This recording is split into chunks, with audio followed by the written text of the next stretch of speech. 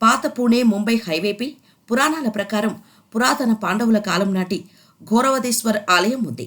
ఈ ఆలయంలోని శివలింగంపై పండ్లను ఉపయోగించి హనుమంతుడి రూపాన్ని సృష్టించారు.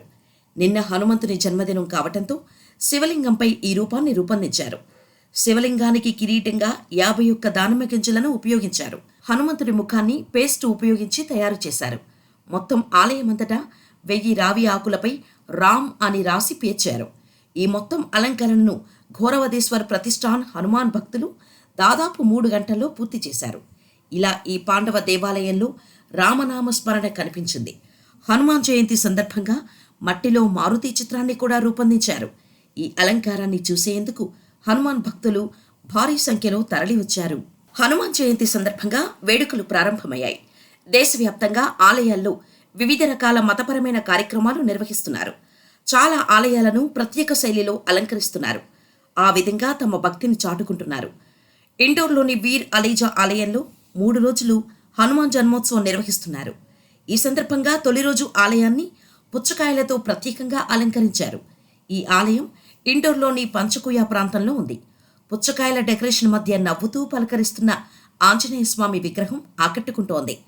5000 కేజీల పుచ్చకాయలతో ఈ ఆలయాన్ని అలంకరించారు. ఇవాళ పూజ తర్వాత ఈ పుచ్చకాయలను భక్తులకు ప్రసాదంగా ఇస్తారు. వీర్ అలీజా హనుమాన్ మందిరం సుమారు 700 సంవత్సరాల పురాతనమైనది. ఇక్కడ కోరుకునే కోరికలు చాలా త్వరగా తీరుతాయని భక్తుల నమ్మకం. ఇక్కడ హనుమంతుడు వీరోచిత రూపంలో కూర్చొని ఉన్నాడు. ఈ స్వయంభూ విగ్రహం ఎత్తు 5 అడుగులు. హనుమాన్ జయంతి అని మాత్రమే కాకుండా సాధారణంగా కూడా మంగళ శనివారాల్లో ఈ ఆలయానికి ప్రత్యేక అలంకరణ చేస్తారు. పాత పూణే ముంబై హైవేపై పురాణాల ప్రకారం పురాతన పాండవుల కాలం నాటి ఘోరవదేశ్వర్ ఆలయం ఉంది. ఈ ఆలయంలోని శివలింగంపై పండ్లను ఉపయోగించి హనుమంతుడి రూపాన్ని సృష్టించారు. నిన్న హనుమంతుని జన్మదినం కావటంతో శివలింగంపై ఈ రూపాన్ని రూపొందించారు. శివలింగానికి కిరీటంగా 51 దానిమ్మ గింజలను ఉపయోగించారు. హనుమంతుడి ముఖాన్ని పేస్ట్ ఉపయోగించి తయారు చేశారు. మొత్తం ఆలయమంతటా 1000 రావి ఆకులపై రామ్ అని రాసి పేర్చారు. ఈ మొత్తం అలంకరణను ఘోరవదేశ్వర్ ప్రతిష్టాన్ హనుమాన్ భక్తులు దాదాపు 3 గంటల్లో పూర్తి చేశారు. ఇలా ఈ పాండవ దేవాలయంలో రామనామస్మరణ కనిపించింది. హనుమాన్ జయంతి సందర్భంగా మట్టిలో మారుతి చిత్రాన్ని కూడా రూపొందించారు. ఈ అలంకారాన్ని చూసేందుకు హనుమాన్ భక్తులు భారీ సంఖ్యలో తరలివచ్చారు.